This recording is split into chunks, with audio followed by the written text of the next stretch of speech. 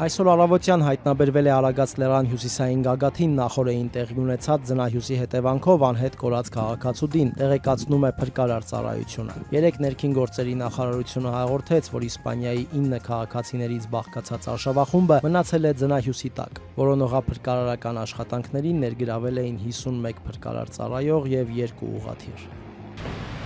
Հայաստանը չունի որևէ ագրեսիայի մտադրություն որևէ երրորդ երկրի նկատմամբ, հնդկական Վիոն լրատվամիջոցին տված հարցազրույցում հայտարարել է Հայաստանի արտգործնախարար Արարատ Միրզոյանը, անդրադառնալով Հնդկաստանում արտադրված պաշտպանական միջոցների, հատկապես պինակահրթիռային կայանքներ ձեռք բերելու շուրջ Բաքվի դժգոհություններին։ Միրզոյանը եւս մեկ անգամ շեշտել է Հայաստանի մտադրությունը միայն իր սեփական պաշտպանական կարողությունները արդիականացնելն է։